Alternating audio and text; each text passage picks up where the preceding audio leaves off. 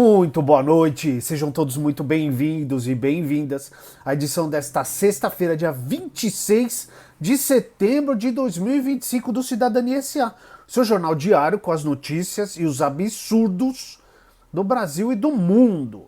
E hoje tem vários absurdos, mas tem coisas boas aqui hoje também, tá? E tem Brasil e tem mundo. Antes de eu ir para as notícias, para dar o resumão aqui do começo, é muito importante o quê? Que você deixe seu like, se inscreva no canal e envie esse vídeo para mais pessoas. Manda para os amigos, manda para a família, coloca lá no grupo dos bolsonazistas, todo mundo tem um na família. Mentira, não coloca não.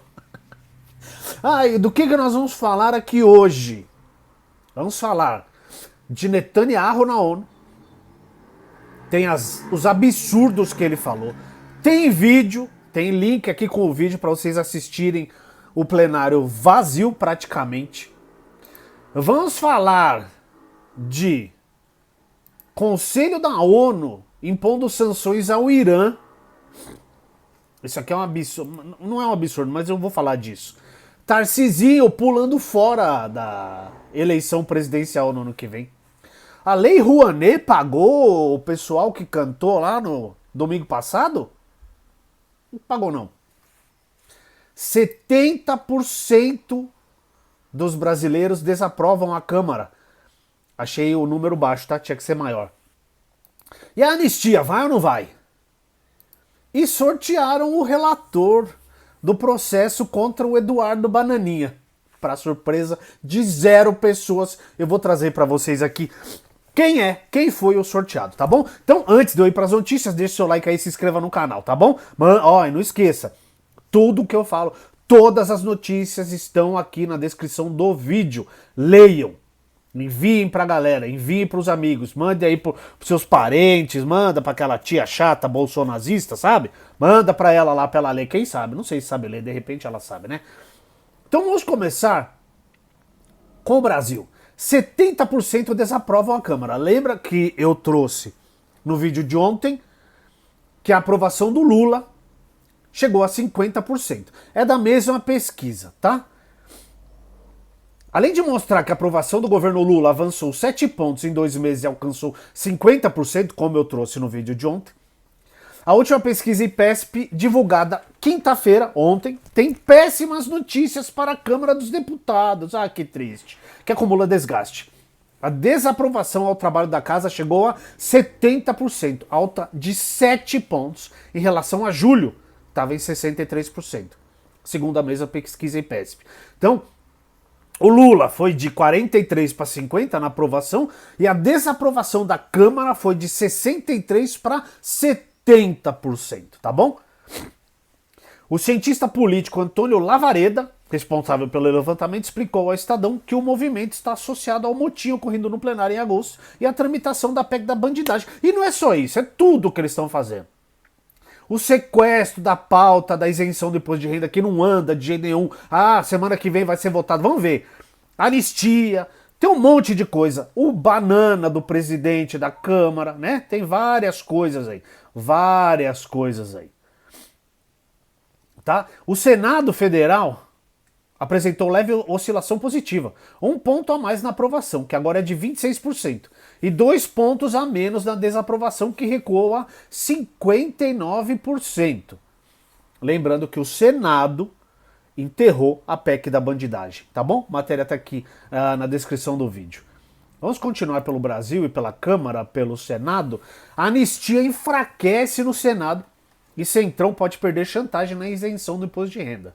Matéria do Kleber Lourenço. A proposta de anistia atravessa seu momento mais delicado desde que começou a ser discutida na Câmara dos Deputados.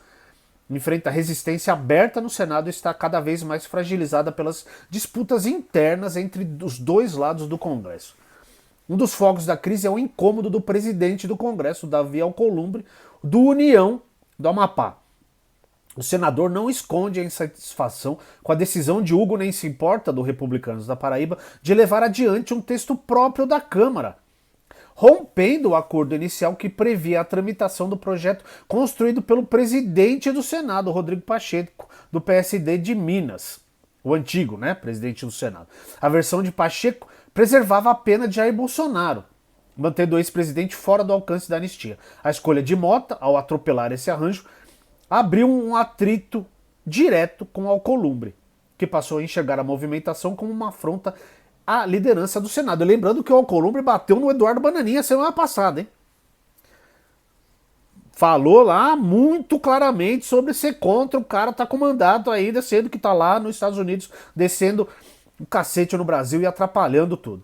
Nos bastidores, aliados de Alcolumbre afirmam que o desconforto é real e que o presidente da casa não pretende dar fluidez a uma pauta tão polêmica. Para eles, a quebra do entendimento agrava ainda mais a percepção de que a anistia irrestrita teria repercussões negativas para a imagem institucional do Senado. Eles não estão nem aí para a imagem institucional do Senado só. É o que eu trago aqui toda semana.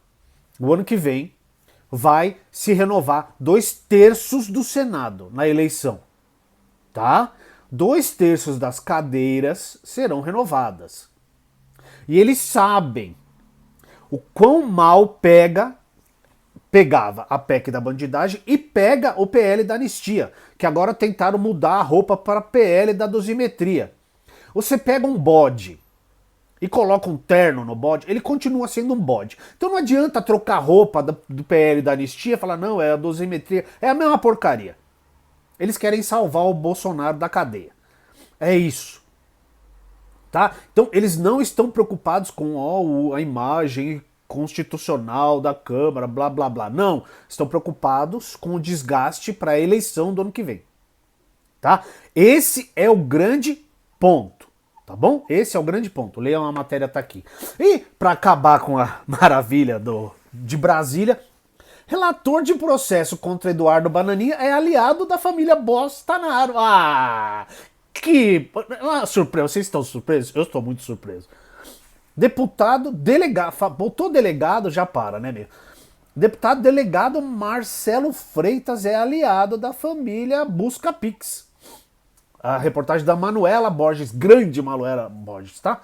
O deputado delegado Marcelo Freitas, e o nome dele mesmo é delegado com letra maiúscula. Ele coloca lá no título dele, delegado Marcelo Freitas, do União de Minas. Será o relator da representação aberta no Conselho de Ética da Câmara contra o parlamentar Eduardo Bolsonaro, o Bananinha, do Partido dos Larápios de São Paulo, por quebra de decoro. Ai, cara, o filho do ex-presidente responde a uma representação apresentada pelo PT, que pede a cassação do mandato parlamentar dele, por atuar em defesa de sanções aplicadas pelos Estados Unidos contra o Brasil. Vocês sabem muito bem o que ele está fazendo, ele e o neto do ditador lá. Para o PT, o objetivo dos ataques promovidos por Eduardo é enfraquecer as instituições democráticas em troca de anistia para o pai, o Jair Messias Bolsonaro, o presidiário do Partido dos Larápios, condenado a mais de 27 anos. E assim, eles queriam passar nesse negócio de dosimetria de 27 para 20 anos, depois para 12, e já tem cara falando de em 2 anos só. É um absurdo, cara. Tá? O presidente do colegiado, o Fábio Chioché, do União de Santa Catarina, iria escolher o correligionário, o delegado Marcelo Freitas. Porque assim, tinham 3 nomes. Tinha esse delegado aí, tinha a Duda Salabert, do PDT de Minas, e o Paulo Lemos, do PSOL do Amapá. Escolheram quem? O presidente do colegiado, aí, o Fábio Chioché, havia prometido aqui ao ICL Notícias isenção na escolha da relatoria. Mano, a gente acredita nisso, cara? O Chioché é do União de Santa Catarina. E o Marcelo Freitas é do União de Minas Gerais. Então, os caras não tem nem... Eles nem ficam vermelhos, sabe? É a cara de pau, é uma coisa fantástica. Quando questionado na terça, Chioché falou que como presidente não tem direito a voto e reforçou: eu não deixo de ter opinião como deputado, essa é a minha opinião como deputado federal, não há quebra de decoro, e não como presidente do Conselho de Ética. Tá? Eu vi essa entrevista desse sujeito aqui, tá? E aqui, ó, esse tal de delegado, como é que é o nome dele mesmo? Esqueci já o nome do infeliz. O delegado Marcelo Freitas é a favor da anistia, pede o impeachment do Alexandre de Moraes. Entre 2018 e 2022 ele participou ativamente das campanhas e chegou a gravar vídeos ao lado do Eduardo Bananinha. Em aparições públicas em 2019, Freitas chamou Eduardo de amigo e declarou apoio à gestão de Jair Bolsonaro. Ele fez vídeos para a campanha do Jair, tá? Em 18 e 22, tá bom? Esse é o cara que escolheram como relator do pedido de cassação do Bananinha. Puta merda. Os caras não têm vergonha na cara mesmo. Continuamos em Brasil ainda? Aqui, ó, essa daqui tá no G1, tá? Do Jorge Fofano. É fake que Lei Rouanet financiou shows em protesto contra a PEC da blindagem e anistia. Os caras acreditam em cada coisa, hein? Publicações nas redes sociais afirmam que os shows de artistas realizados durante manifestações contra a proposta de emenda à Constituição da bandidagem e a anistia no domingo de 21 foram financiados pela Lei Rouanet. É mentira! Tá? Publicado na segunda-feira, dia 22, no Instagram, onde acumulou mais de 2.000 curtidas, o post exibe a seguinte mensagem: Rouanet a todo vapor. Conteúdos semelhantes também circulam no Twitter, claro. A imagem tem fotos de Chico Buarque, Caetano Veloso, Gilberto Gil, Marina Sena, Maria Gadu, Djavan e o grupo Os Garotinhos, que se apresentaram durante o ato no Rio. Daniela Mercury, que cantou em Salvador, e de Simone, que esteve em Maceió. A parte inferior mostra o título real de uma reportagem do portal O Antagonista. Artistas convocam a ato musical contra a anistia e PEC da bandidagem. Criada em 91, além de incentivo à cultura, conhecida como Lei Rouanet, autoriza produtores a buscar investimento privado para financiar iniciativas culturais. Em troca, as empresas podem abater do imposto de renda uma parcela do valor investido. Dados de uma plataforma pública do Ministério da Cultura não listam nenhum projeto ativo vinculado a qualquer dos artistas que fizeram shows durante os protestos de domingo. Ao fato ou fake, o coletivo 342 afirmou que os shows foram organizados com recursos dos próprios cantores e cantoras. Tá? Tá bom? Quem montou aquele treco todo lá foi a Paula Lavigne, a esposa do Caetano. E o Caetano chamou a galera pras ruas. Falou, tá na hora de ir pras ruas. A gente não tem culpa se os melhores artistas do país são de esquerda. Os grandes pensadores são de esquerda. Porque o pessoal da extrema-direita não pensa, não tem grandes pensadores. Quem tem? O Olavo morreu e só falava merda. Quem? O tio da bicicleta lá, que tem mesmo o nome da bicicleta? Faz um show aí de vocês, o Nicolas Ferreira que tá chorando aí, porque pagaram pro Caetano, pro Chico. Ninguém pagou nada, os caras foram porque eles quiseram. Eles foram em 68, contra a ditadura militar de 64. Os três. E estavam os três de novo, no domingo passado, junto com o Djavan. Tá? E os quatro, cada um com uma camisa com uma cor da bandeira do Brasil. Verde, amarelo, azul e branco. Tava lindo aquilo lá. Faz aí um show de vocês, chama, sei lá, quem? O Sérgio Reis, o Latino, e aquele bando de sertanojo lá. Faz aí. Só tem porcaria do lado de vocês, que culpa que a gente tem? E esses caras, tudo, os três com mais de 80 anos, o Chico, o Gilberto Gil, coitado, ainda no luto da filha, foi pra rua. Você acha que esse cara precisa de dinheiro? Você acha que ele é o Gustavo Lima, que é quem mais recebe dinheiro público pra cantar aí, por aí, e vira e mexe, tem umas investigações sobre dinheiro com ele? Você acha mesmo? Então, por gentileza, né? Pra quem acreditou naquela estupidez, aliás, se você tem aí parente que acreditou nisso aí, manda essa matéria que tá aqui, tá? Na descrição do vídeo. Beleza? A última de Brasil. Tarcísio de Freitas, o moderado, pra quem acredita nessa papagaiada, né? Diz que tá fora da corrida eleitoral do ano que vem pra presidência da República. Essa tá no blog do Camarote, mas eu vi no Globo também, tá? Tem várias pessoas falando isso aí. Em conversas reservadas, Tarcísio avisa que está fora da disputa presidencial em 26, diante de uma direita fragmentada. Governador de São Paulo, Tarcísio de Freitas, do Republicanos, tem dito em conversas que não pretende disputar a presidência da República em 26. Ele demonstra forte convicção de que ficará fora da corrida presidencial diante do cenário de fragmentação da direita. Ali a avaliação dele é que a atuação do deputado Eduardo Bananinha, do PL de São Paulo, na articulação das sanções aplicadas pelos Estados Unidos ao Brasil, contribuiu para dividir ainda mais o campo conservador. E não é só isso.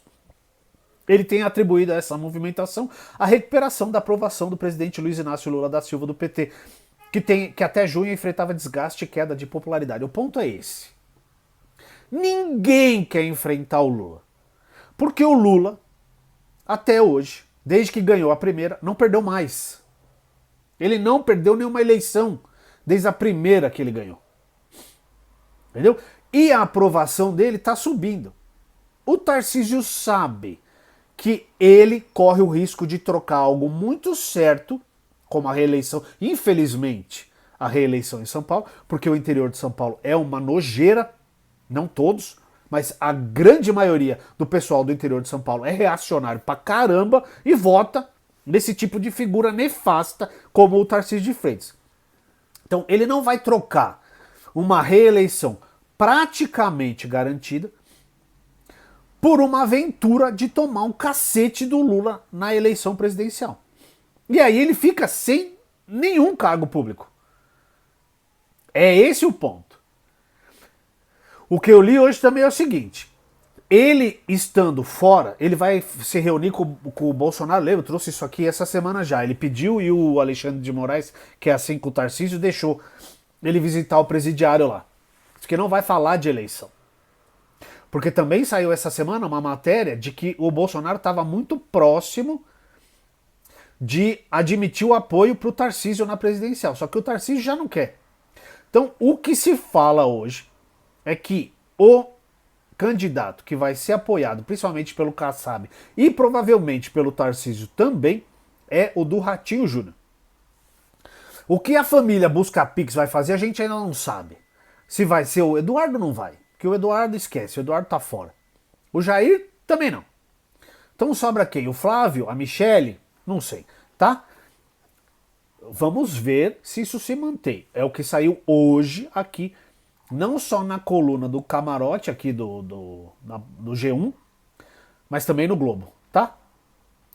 Então, agora eu vou falar só da desgrama do Netanyahu, tá?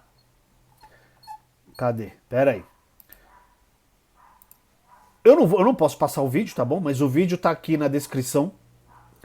O link para vocês assistirem o vídeo do pessoal levantando quando ele começa a falar, tá? Ó. Ele disse o seguinte: ainda não terminamos com a guerra em Gaza, diz Netanyahu na ONU. Comitivas se retiram em boicote. A matéria da Luísa Belchior, do G1, sobre protestos dentro e fora da ONU, porque, aliás, tinha muita gente na rua protestando lá em Nova York com bandeira da Palestina e fazendo o diabo a quatro lá, como tem que ser. Porque já eu vou falar o que eu penso isso aí, tá? O primeiro-ministro de Israel, o genocida Netanyahu, afirmou durante discurso na Assembleia Geral das Nações Unidas que seu país seguirá atacando a faixa de Gaza até que termine o trabalho no território palestino. Qual é o trabalho que ele precisa terminar? Ele quer exterminar o povo palestino. É isso, tá? Em uma fala desafiadora, Netanyahu criticou a pressão crescente da comunidade internacional sobre Israel, rejeitou um Estado palestino, negou que seu exército esteja matando civis ou causando fome em Gaza e afirmou que está lutando uma batalha pelo Ocidente. É um grandíssimo cretino, cara de pau isso daqui, tá? Ele entrou no plenário da ONU sob vaias e a maioria das comitivas se retirou, antes mesmo dele começar a falar, como gesto de repúdio. A comitiva do Brasil também deixou o local, como ocorreu no ano passado. Ficaram no plenário. Vamos ver quem ficou lá.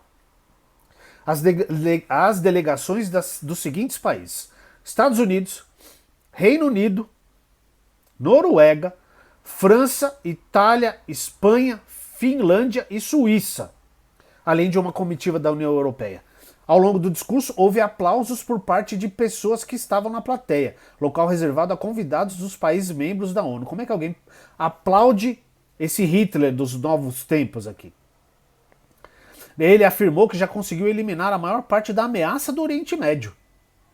Caramba, bicho. Ai, ai. Ah, ele atacou o Irã também, diz que o Irã tá com o programa nuclear muito avançado e tarará, tarará. Agora, eu não vou ler tudo que esse idiota falou, porque meu estômago não dá, tá bom? É demais.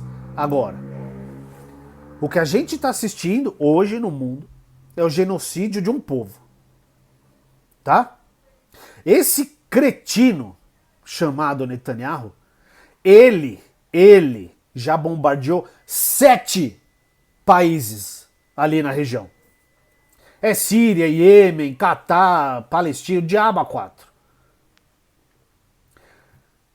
E vou repetir, ele está causando o genocídio do povo palestino.